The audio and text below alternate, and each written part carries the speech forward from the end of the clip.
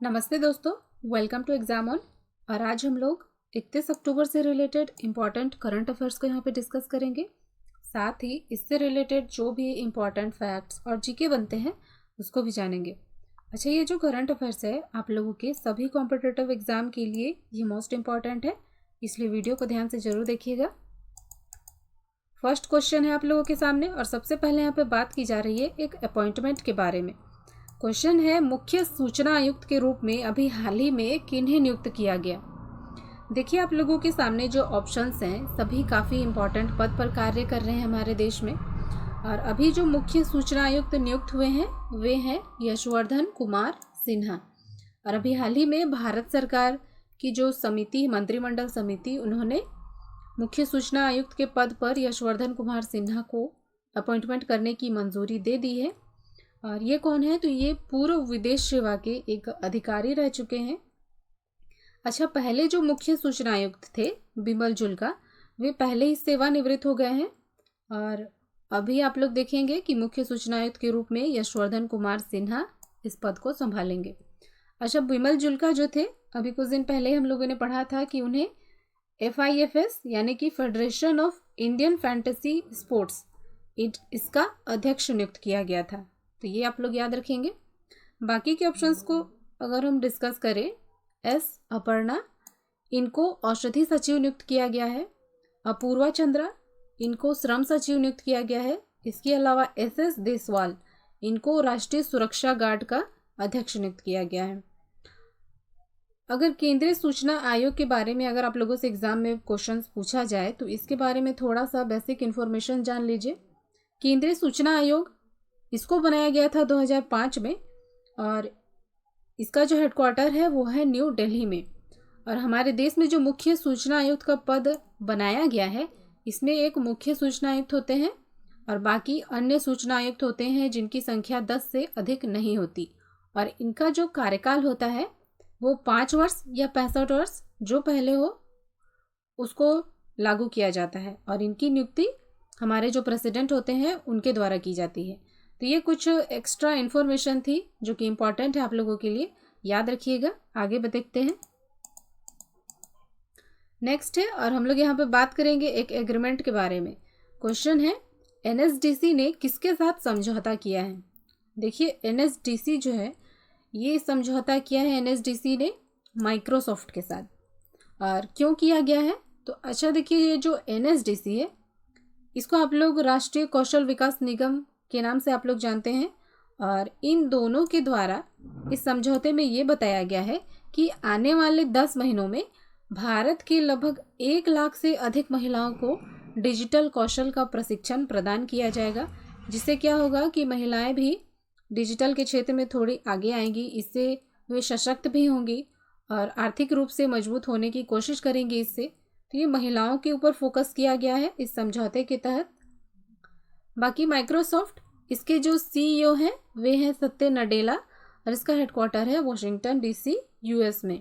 और NSDC की अगर हम बात करें तो इसके जो हेड हैं वे हैं मनीष कुमार और इसका हेडक्वार्टर है न्यू दिल्ली में। बाकी के ऑप्शंस को अगर हम डिस्कस करके देखें, गूगल, इसे आप लोग क्या याद रख सकते हैं, तो इसके फाउंडर हैं लैरी पेज एंड सर्गी ब्रिन। और फेसबुक, इसके हैं मार्क जुकरबर्ग। आगे देखते हैं, नेक्स्ट है और यहाँ पे कार्बन उत्सर्जन के बारे में बात की जा रही है। क्वेश्चन है, 2050 तक शून्य कार्बन उत्सर्जन प्राप्त करने का लक्ष्य अभी किसके द्वारा रखा गया। देखिए, अभी हाल ही में ये न्यूज़ में आया है और वो देश जो है वो है जापान। तो जापान ने अभी हाल ही में अनाउंस किया है, जापान के जो PM हैं योशिहिदे सुगा, रिसेंटली अभी ये अपॉइंट हुए हैं। इनसे पहले थे शिंजो आबे और अब उनके स्थान पर है योशिहिदे सुगा। इन्होंने कहा कि जापान जो है 2050 तक शून्य कार्बन उत्सर्जन प्राप्त करने की कोशिश करेगा, यानी कि लक्ष्य रखा गया है, टारगेट रखा गया है। और अब उनके द्वारा जीवाश्म ईंधन के बजाय हरित ईंधन पर ज़्यादा फोकस भी किया जा रहा है।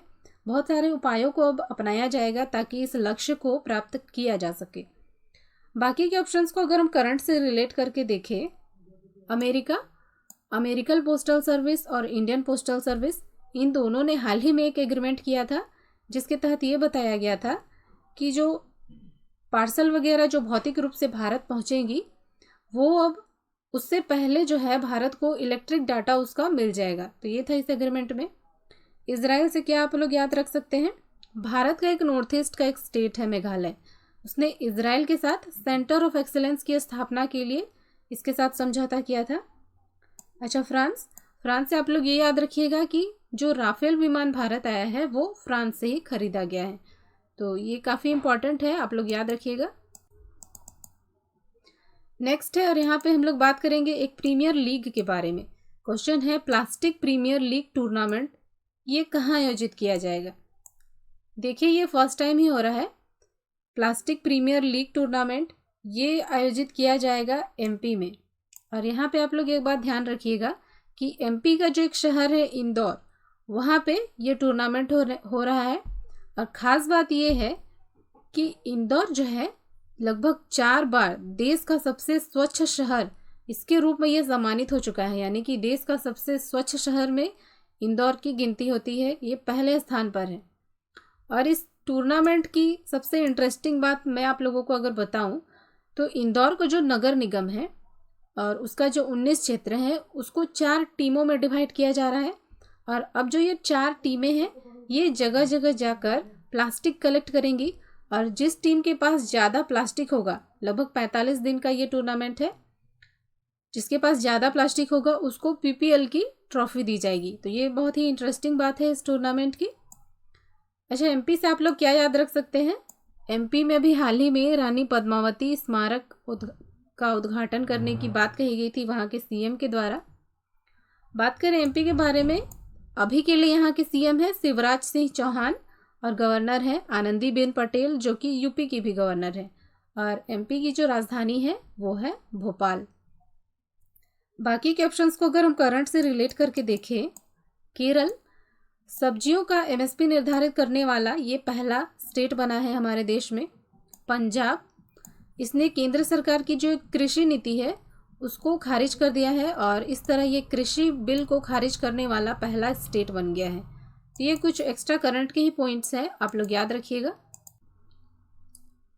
नेक्स्ट इंपॉर्टेंट क्वेश्चन है आप लोगों के सामने, और इसमें एक प्रतियोगिता के बारे में बात की जा रही है। क्वेश्चन है, ग्लोबल आर्ट प्रतियोगिता में विशेष पुरस्कार किसने जीता।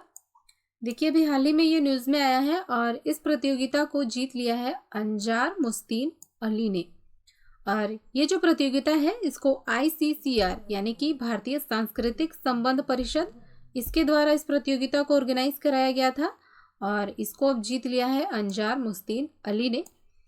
ये किस देश से हैं, तो ये बांग्लादेश के हैं, और एक 6 वर्षीय लड़का है ये जिसने कि ये प्रतियोगिता जीत लिया है। बाकी के ऑप्शंस को भी देख लेते हैं। सोनू सूद, अभी हाल ही में स्पेशल ह्यूमैनिटेरियन अवार्ड इन्हें दिया गया, और इकबाल सिंह, इन्हें कोविड क्रूसेडर अवार्ड दिया गया। अगला क्वेश्चन देखते हैं। नेक्स्ट इंपॉर्टेंट क्वेश्चन है आप लोगों के सामने, 19वीं संघाई कोऑपरेशन ऑर्गेनाइजेशन विदेश व्यापार और आर्थिक मंत्रियों की बैठक की अध्यक्षता किसके द्वारा की गई। देखिए, आप लोगों के सामने जो ऑप्शंस हैं सभी हमारे केंद्रीय मंत्री हैं, और ये जो अध्यक्षता की गई है ये की गई है पीयूष गोयल जी के द्वारा। ये कौन है, तो ये हमारे रेलवे मंत्री हैं। और अभी जो ये बैठक की गई इसमें बहुत सारे मुद्दों पर चर्चा की गई, जैसे व्यापार, निवेश, इन सभी के बारे में। साथ ही कोविड-19 महामारी जो चल रहा है इसके दौरान जो आर्थिक गतिविधि है उसको बढ़ाने के बारे में भी इसमें चर्चा की गई है। बाकी के ऑप्शंस को अगर हम देखें, रविशंकर प्रसाद, अभी हाल ही में संघाई कोऑपरेशन ऑर्गेनाइजेशन की जो कानून मंत्रियों की बैठक हुई थी उसमें रविशंकर प्रसाद जी ने उस बैठक की अध्यक्षता की थी। रमेश पोखरियाल निशंक, ये हमारे शिक्षा मंत्री हैं, और अभी हाल ही में एक कपिला कार्यक्रम हुआ था जो कि इन्हीं के द्वारा लॉन्च किया गया था। अगला क्वेश्चन देखते हैं। नेक्स्ट है, और यहाँ पे हम लोग बात करेंगे एक इम्पॉर्टेंट डे के बारे में। क्वेश्चन है, राष्ट्रीय एकता दिवस ये किस दिन मनाया जाता है। देखिए, अभी हाल ही में ये मनाया गया है 31 अक्टूबर को। और ये क्यों मनाया जाता है, तो देखिए, आप लोग जानते ही हैं सरदार वल्लभ भाई पटेल जी, इनके बारे में हिस्ट्री में आप लोगों ने पढ़ा है NCERT वगैरह में, स्कूल में। और ये जो है हमारे देश को एक करने में हमारे देश के एकीकरण में इनका बहुत बड़ा योगदान रहा है, बहुत बड़ी भूमिका रही है और उन्हीं के इस योगदान के लिए राष्ट्रीय एकता दिवस मनाया जाता है। और 31 अक्टूबर को इनकी जयंती भी है, इनका जन्म दिवस है। तो इनकी जयंती के अवसर पर ही हमारे देश में राष्ट्रीय एकता दिवस मनाया जाता है। और इस डे के बारे में हिस्ट्री ये है कि 2014 को हमारे जो प्रधानमंत्री जी हैं नरेंद्र मोदी जी, उन्होंने उनको सम्मानित करने के लिए, उन्होंने जो योगदान दिया है हमारे देश के प्रति, उसको याद रखने के लिए राष्ट्रीय एकता दिवस, उनके जन्म दिवस को घोषित किया। और तब से राष्ट्रीय एकता दिवस हर साल 31 अक्टूबर को मनाया जाता है। अच्छा, सरदार वल्लभ भाई पटेल, इनसे आप लोग ये बात याद रखिएगा कि इनको लौह पुरुष कहा जाता है, आप लोग जानते ही हैं। और ये भारत के पहले उप प्रधानमंत्री भी थे। इसके अलावा ये भारत के पहले गृह मंत्री भी बन चुके हैं। अच्छा, बाकी के ऑप्शंस को अगर हम डिस्कस करें, 20 अक्टूबर इस दिन विश्व सांख्यिकी दिवस मनाया जाता है। 22 अक्टूबर इस दिन वर्ल्ड एनर्जी डे मनाया जाता है। और 28 अक्टूबर को इस दिन हम लोग अंतर्राष्ट्रीय एनिमेशन डे मनाते हैं। तो ये सभी डेट आप लोग याद रखेंगे। नेक्स्ट है, और यहाँ पे हम लोग बात करेंगे एक मोबाइल ऐप के बारे में। क्वेश्चन है, किसके द्वारा SAI नाम से एक मैसेंजर मोबाइल एप्लीकेशन लॉन्च किया गया। देखिए, अभी हाल ही में ये न्यूज़ में आया है और ये जो मैसेंजर मोबाइल एप्लीकेशन लॉन्च किया गया है ये भारतीय सेना के द्वारा किया गया है। क्या खास बात है इस ऐप की? तो देखिए, जो SAI है इसको आप लोग सिक्योर एप्लीकेशन फॉर इंटरनेट के नाम से भी जान सकते हैं। और ये जो ऐप है, भारतीय सेना, हमारे देश की जो भारतीय सेना है उसके और सैनिक जो हैं हमारे देश के, उनको इससे सुरक्षित वॉइस, टेक्स्ट और वीडियो सेवाएं मिल सकेगी। और ये जो है टेलीग्राम, व्हाट्सएप, इन्हीं के जैसा आप लोग बोल सकते हैं, एक ऐप है जो कि भारतीय सेना के लिए इसको स्पेशली तैयार किया गया है सुरक्षा की दृष्टि से। क्योंकि ये जो टेलीग्राम, व्हाट्सएप वगैरह है ये सब सुरक्षा की दृष्टि से सही नहीं है, इसलिए एक अलग से SAI नाम से एक मैसेंजर एप्लीकेशन लॉन्च किया गया। और इसको किसने बनाया है? तो भारतीय सेना के ही एक कर्नल हैं शंकर जी, इनके द्वारा ये विकसित किया गया है। बाकी के ऑप्शंस को अगर हम डिस्कस करें, उत्तर प्रदेश, हाल ही में इसने एक YouRise पोर्टल शुरू किया है। पंजाब, इसके द्वारा एक आई रखवाली ऐप शुरू किया गया है। जबकि उड़ीसा के द्वारा एक छात्रवृत्ति और सुमंगल पोर्टल ये स्टार्ट किया गया है। तो ये सभी एप्लीकेशन, पोर्टल वगैरह के बारे में आप लोग याद रखिएगा। अगला क्वेश्चन देखते हैं। नेक्स्ट है, और हम लोग यहाँ पे बात करेंगे, एक बैंक है जिनके की मैनेजिंग डायरेक्टर अपॉइंट हुए हैं। क्वेश्चन है, HDFC बैंक के मैनेजिंग डायरेक्टर अभी हाल ही में कौन बनाए गए। देखिए, आप लोगों के सामने जो ऑप्शंस हैं सभी कोई ना कोई बैंक से ही रिलेटेड है। और ये जो HDFC बैंक है इसके मैनेजिंग डायरेक्टर बनाए गए हैं शशिधर जगदीशन। तो अभी हाल ही में इनको मैनेजिंग डायरेक्टर बनाया गया है। और अब ये अपने विचारों, अनुभव और अपने कार्य के बल पर बैंक के डेवलपमेंट में कार्य करेंगे। इन्हें कई वर्षों का बैंकिंग के क्षेत्र में अनुभव है। बाकी के ऑप्शंस को अगर हम डिस्कस करें, दिनेश कुमार खारा, हाल ही में इन्हें SBI का प्रबंध निदेशक नियुक्त किया गया है। शक्तिकांत दास, ये हमारे देश के जो RBI है, रिजर्व बैंक ऑफ इंडिया, उसके गवर्नर हैं 25वें नंबर के। और ये जो चरणजीत सुरेंद्र सिंह हैं ये SBI के वित्तीय अधिकारी हैं। तो इन चारों पर्सनालिटी के बारे में आप लोग याद रखेंगे। नेक्स्ट है, अर्जुन मुंडा जी ने 2 उत्कृष्टता केंद्र अभी हाल ही में कहाँ शुरू किए। देखिए, अर्जुन मुंडा ये हमारे जनजातीय मिनिस्टर हैं और ये झारखंड राज्य से बिलोंग करते हैं और इनकी कॉन्स्टिट्यूएंसी है खुट्टी। और इनके द्वारा जो 2 उत्कृष्टता केंद्र शुरू किए गए हैं वे हैं महाराष्ट्र और झारखंड, इन दोनों ही जगह स्टार्ट किए गए हैं। और जो जनजातीय मंत्रालय है हमारे देश का और आर्ट ऑफ लिविंग, इन दोनों के सहयोग से ये उत्कृष्टता केंद्र इन दोनों जगह स्टार्ट किए गए हैं। और महाराष्ट्र में जो एक औरंगाबाद जिला है वहाँ पर पारंपरिक कृषि खेती और उस पर आधारित टिकाऊ प्राकृतिक खेती, इस पर प्रशिक्षण यहाँ दिया जाएगा। इसके अलावा जैविक खेती, इसको बढ़ावा दिया जाएगा। और झारखंड में 30 ग्राम पंचायतों और लगभग 150 गाँवों को इस उत्कृष्टता केंद्र के तहत कवर किया जाएगा। नेक्स्ट है गुजरात। इसे आप लोग क्या याद रख सकते हैं? गुजरात, यहाँ हाल ही में एक सी प्लेन सेवा को शुरू किया गया था। इसके अलावा गुजरात में भारत का सबसे बड़ा कार्डियक हॉस्पिटल बनाया जा रहा है जो कि अहमदाबाद में है। और जूनागढ़ में वर्ल्ड की सबसे लंबी मंदिर रोपवे परियोजना ये गुजरात में ही स्टार्ट की गई है। तो ये बात आप लोग याद रखेंगे। आगे देखते हैं। नेक्स्ट है, और यहाँ पे बात की जा रही है डिजिटल लाइब्रेरी के बारे में। देखते हैं किस राज्य ने डिजिटल पुस्तकालय शुरू किया है। तो देखिए वो जो स्टेट है यूपी। तो यूपी गवर्नमेंट के द्वारा डिजिटल पुस्तकालय का अभी हाल ही में अनावरण किया गया। और ये जो है वहाँ के शिक्षकों, छात्रों, इन लोगों को अब डिजिटल रूप से शिक्षण सामग्री उपलब्ध कराई जाएगी यूपी में। और इससे क्या होगा कि वहाँ के जो गरीब छात्र हैं उनको ज़्यादा सुविधा होगी, क्योंकि वे जो है महंगी किताबें नहीं खरीद सकते। तो इन सभी को देखते हुए यूपी गवर्नमेंट के द्वारा डिजिटल पुस्तकालय को शुरू किया गया और ये बिल्कुल फ्री होगा वहाँ के छात्रों के लिए।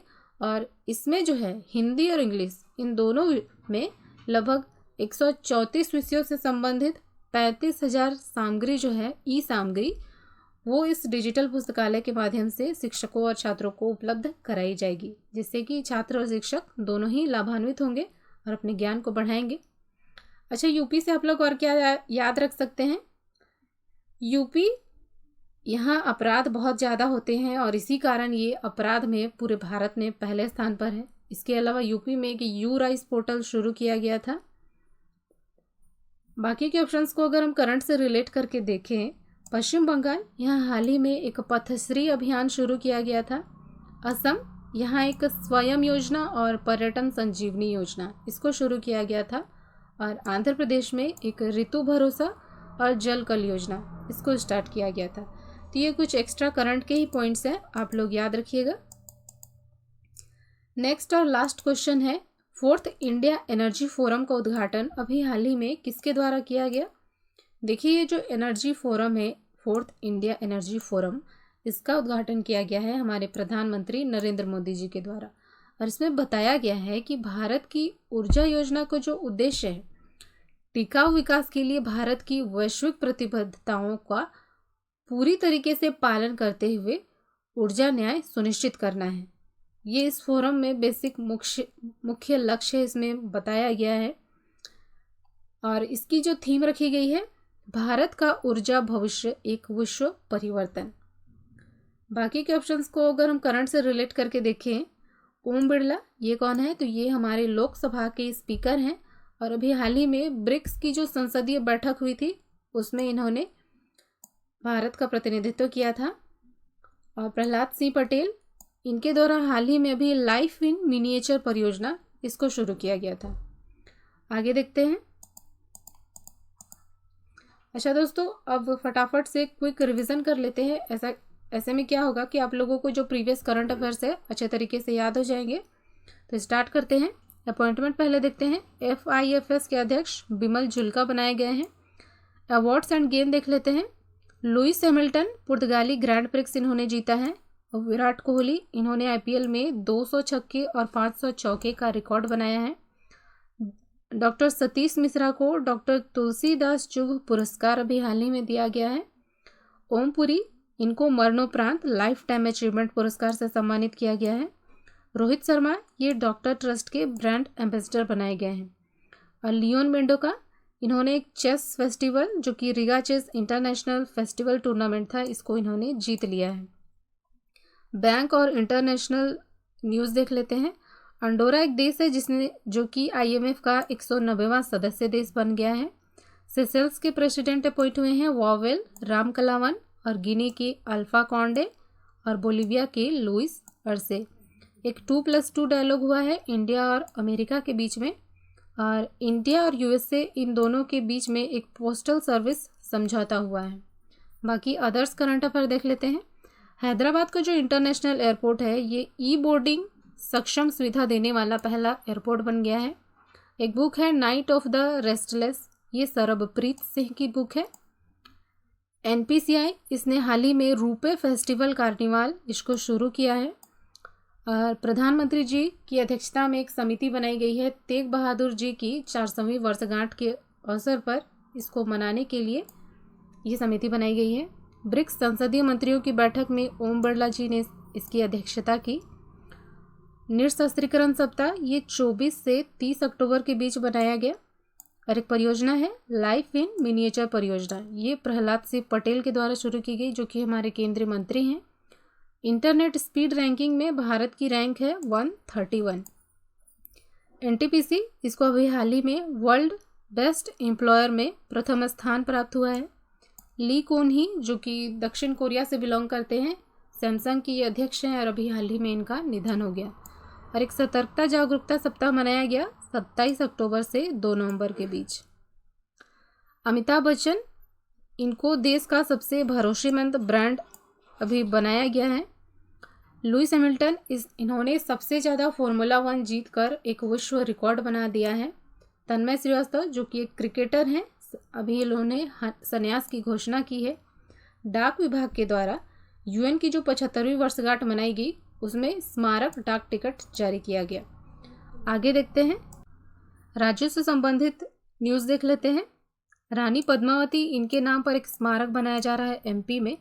और गुजरात का जूनागढ़, यहाँ पे वर्ल्ड की सबसे लंबी मंदिर रोपवे स्टार्ट की जा रही है। और इसके अलावा अहमदाबाद में इंडिया का सबसे बड़ा कार्डियक हॉस्पिटल बनाया जा रहा है। किसान सूर्योदय योजना, ये गुजरात गवर्नमेंट के द्वारा अभी हाल ही में लाई गई। गोवा को वर्ल्ड बैंक ने 3 करोड़ का ऋण दिया है। केरल सब्जियों का एमएसपी निर्धारित करने वाला ये देश का पहला राज्य बन गया है। तमिलनाडु का चिदम्बरम पोर्ट जो है, वहाँ डायरेक्ट पोर्ट एंट्री की सुविधा स्टार्ट की गई है। छत्तीसगढ़, इसका बिलासपुर और सूरजपुर जिला जो है, उसको राष्ट्रीय जल पुरस्कार मिला है। और उड़ीसा का एक सुमंगल और छात्रवृत्ति पोर्टल स्टार्ट किया गया है उड़ीसा में। वेस्ट बंगाल में सोलर पीवी हब का उद्घाटन किया गया। बांग्लादेश, यहाँ no mask no service policy अभी हाल ही में लाई गई। और एक स्मारक है जोगिंदर युद्ध स्मारक, ये अरुणाचल प्रदेश में अभी इसको बनाया जा रहा है। और भूटान की एक परियोजना है मंगदेछू जल विद्युत परियोजना, इसको ब्रूनल मेडल मिला है। यूपी की अगर हम बात करें, यूपी पीएम स्वनिधि योजना में प्रथम स्थान पर है। और यूपी की गवर्नमेंट के द्वारा यहाँ की सभी जिले में मानव तस्कर पुलिस स्टेशन यहाँ पे बनाए जाने की घोषणा की गई है। अच्छा दोस्तों, यही थे आज के सारे इंपॉर्टेंट करंट अफेयर्स और हम लोगों ने रिवीजन भी कर लिए। अगर आप लोगों को किसी क्वेश्चन में डाउट है या आप लोग कुछ पूछना चाहते हैं तो प्लीज़ कमेंट ज़रूर कीजिए। और अगर अभी तक आप लोगों ने चैनल सब्सक्राइब नहीं किया है तो प्लीज़ सब्सक्राइब कर लीजिए और वीडियो को लाइक करना ना भूलिएगा। और अगर आप लोगों को लगता है कि ये वीडियो आपके दोस्तों को भी हेल्पफुल हो सकती है तो प्लीज़ इसे शेयर ज़रूर कीजिए। और आज के लिए इतना ही, देखते हैं, धन्यवाद।